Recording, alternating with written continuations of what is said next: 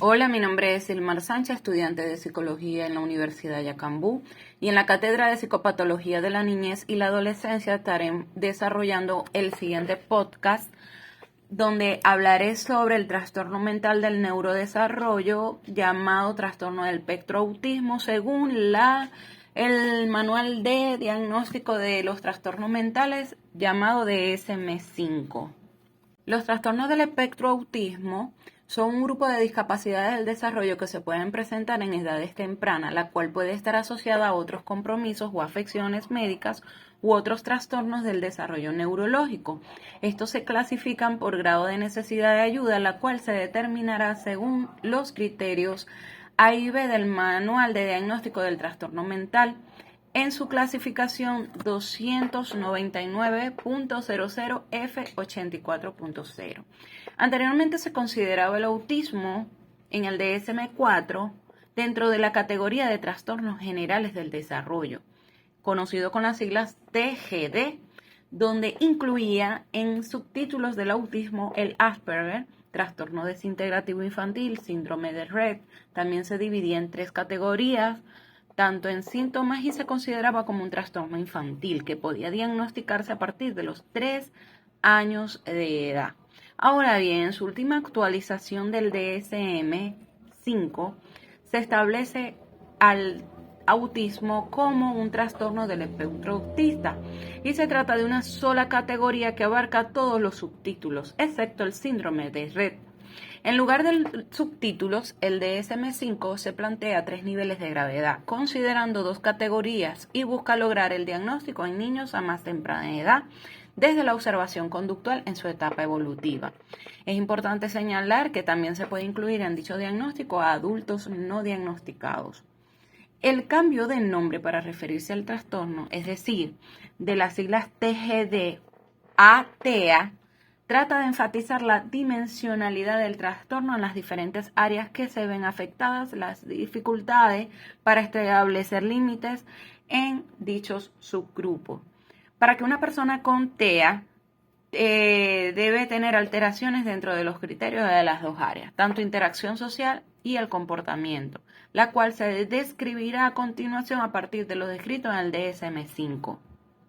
El trastorno del espectro autismo, según el DSM-5, un trastorno del neurodesarrollo que se caracteriza por las deficiencias persistentes en la comunicación social e interacción en diversos contextos y los patrones restrictivos y repetitivos del comportamiento, la cual está dividido en criterios de diagnóstico o se caracteriza en 2 grupos. En el grupo A, que incluye estas deficiencias persistentes en la comunicación social, la cual incluye, número 1, las deficiencias en la reciprocidad socioemocional, la cual pueden variar desde el acercamiento social anormal y fracaso de la conversación normal en ambos sentidos, pasando por una disminución de intereses, emociones y afectos. Número 2, las deficiencias en las conductas comunicativas no verbales, utilizadas al momento de interactuar, la cual pueden variar desde una comunicación verbal y no verbal, poco integrada, pasando por anormales, desde el contacto visual y del lenguaje. Hay deficiencia en la comprensión, uso de gestos, hasta una falta total de expresión facial y de comunicación no verbal. Número 3, las deficiencias en el desarrollo, mantenimiento y comprensión de las relaciones.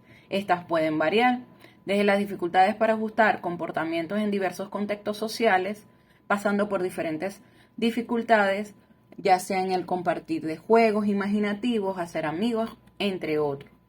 En el grupo B, que se relaciona con los patrones restrictivos y repetitivos del comportamiento, intereses o actividades, se encuentran 4 puntos. El número 1 se relaciona con los movimientos utilizados al momento de tener objetos o en el habla estereotipadas y repetitiva. Número 2, insistencia en la monotonía, excesiva inflexibilidad en el momento de rutinas o patrones ritualizados del comportamiento verbal y no verbal.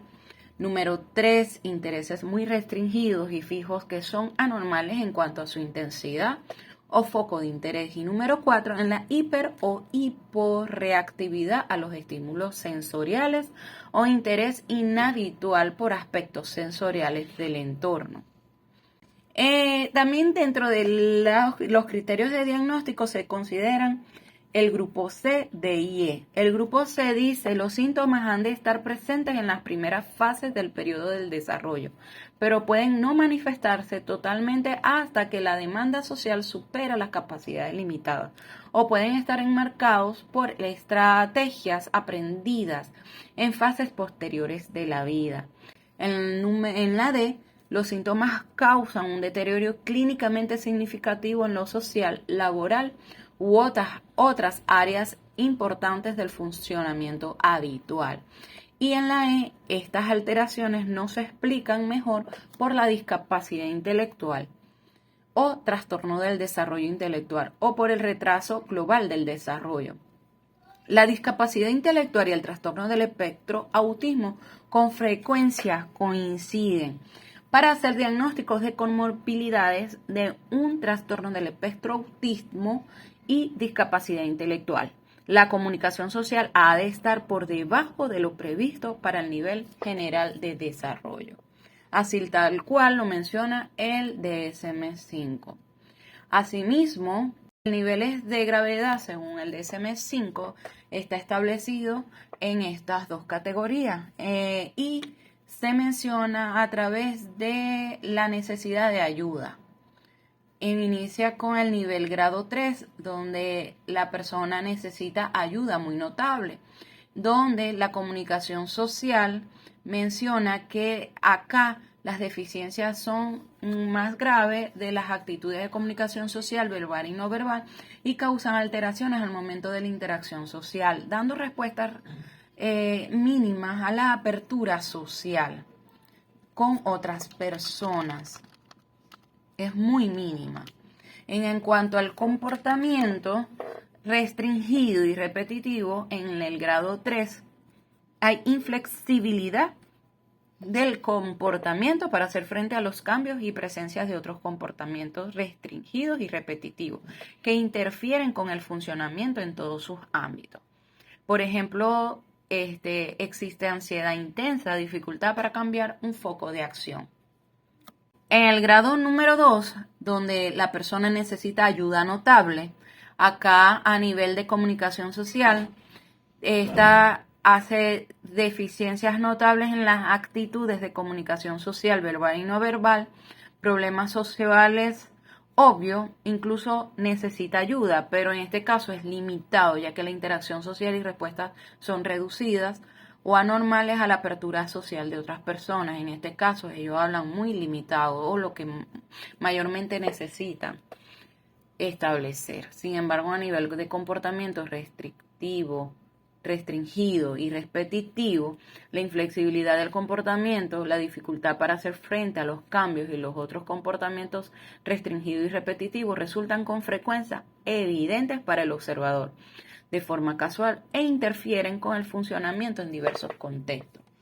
A diferencia del grado 1, que allí en esta categoría se necesita ayuda, la persona necesita atención, ya que ellos sin ayuda a nivel de comunicación pueden tener ciertas deficiencias a nivel comunicativa, pero causan problemas importantes. Existe dificultad para iniciar interacciones sociales y ejemplos claros de respuestas atípicas o insatisfactorias a la apertura social de las otras personas.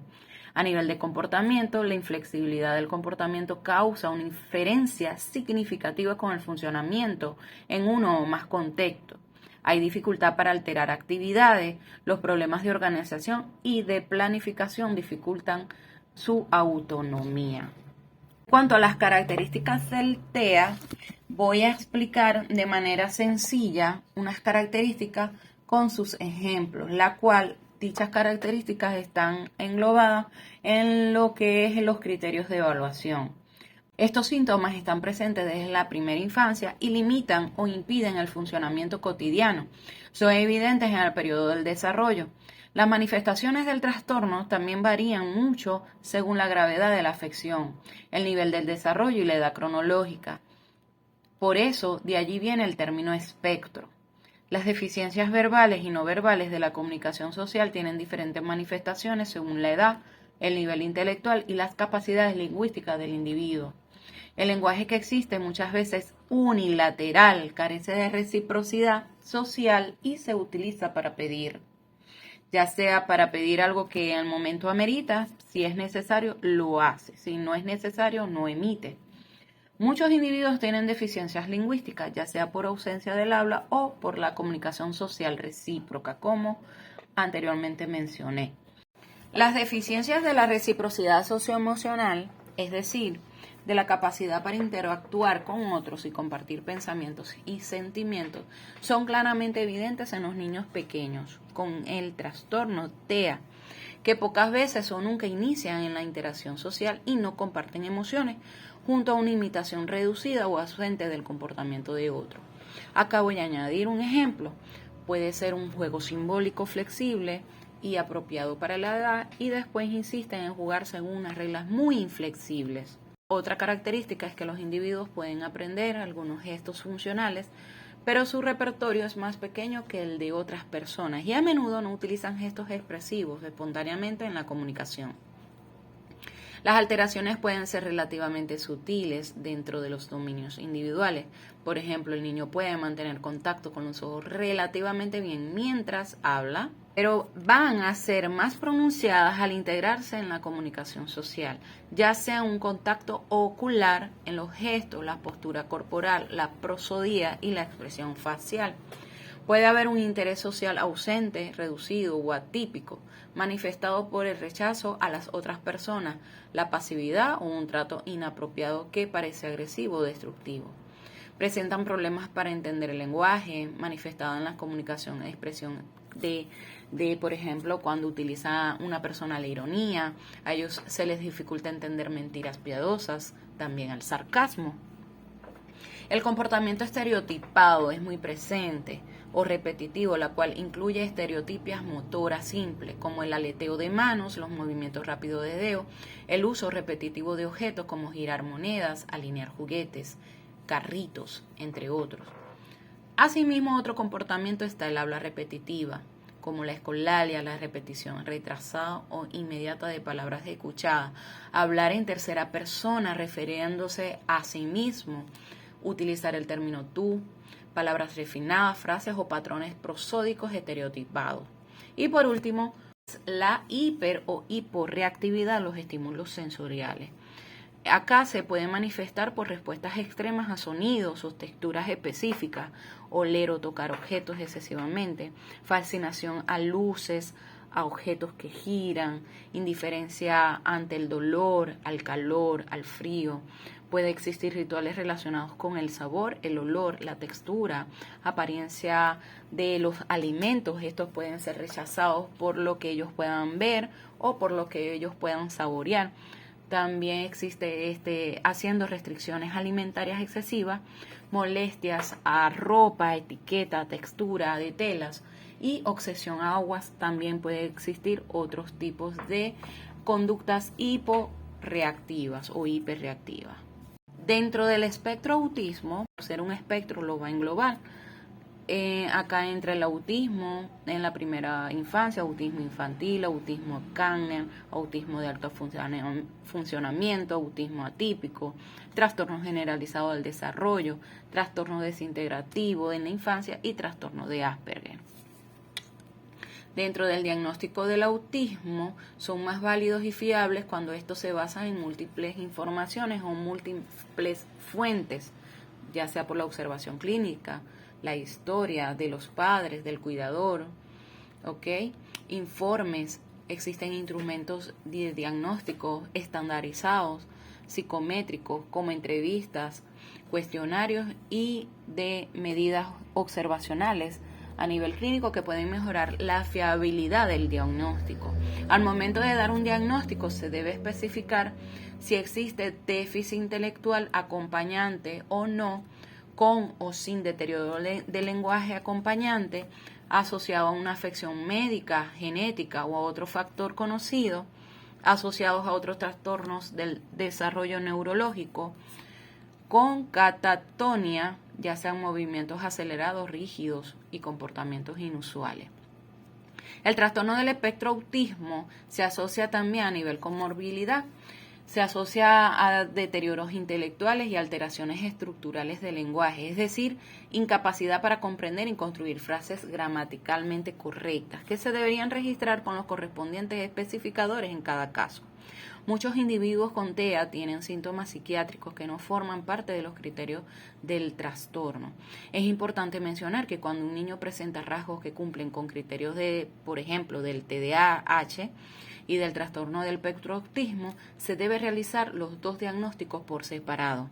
Estos mismos principios se aplican a los diagnósticos concurrentes del trastorno del espectro autista y trastorno del desarrollo de la coordinación, trastornos de ansiedad, trastornos depresivos y otros de diagnósticos que puedan hacer comorbilidad. Otro punto a considerar es que cuando un niño o un joven tiene diagnóstico TEA no verbal y presenta signos de alteración del sueño o alimentación y el incremento en conductas problemáticas, se debe llevar evaluación en relación a un posible comorbilidad de ansiedad o depresión. Las dificultades específicas del aprendizaje en lo que es lectoescritura y matemática o cálculo son frecuentes, así como el trastorno del desarrollo de la coordinación.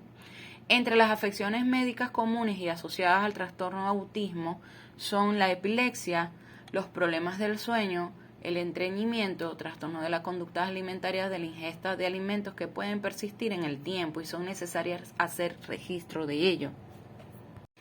Al momento de registrar un informe clínico se debe hacer acotación de la afección que está asociada al trastorno del espectro autismo. Se registra con el grado de ayuda que necesita según su patología y si tiene comorbilidad a un deterioro intelectual acompañante o sin deterioro intelectual acompañante. Luego de ello, el deterioro a nivel lingüístico y si existe catatonía. Considerando todo lo expuesto según el DSM-5 sobre el trastorno del espectro autismo, podemos concluir que en estos tiempos puede aparecer, es más recurrente que aparezca el espectro en niños y en hogares, ¿no? Niños dentro del hogar.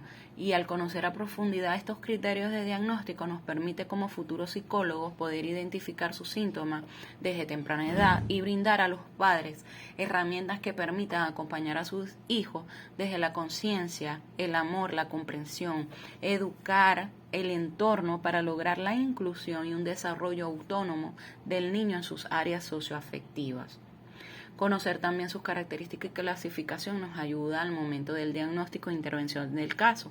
Es importante resaltar que la intervención a temprano tiempo y la evaluación correcta del niño que presente manifestaciones del TEA puede tener un efecto positivo considerable en la capacidad del niño para aprender nuevas destrezas, habilidades a nivel lingüístico y de relaciones sociales en todos los ámbitos y sobre todo en el manejo y funcionamiento familiar. Gracias por escuchar este podcast relacionado al trastorno del espectro autismo.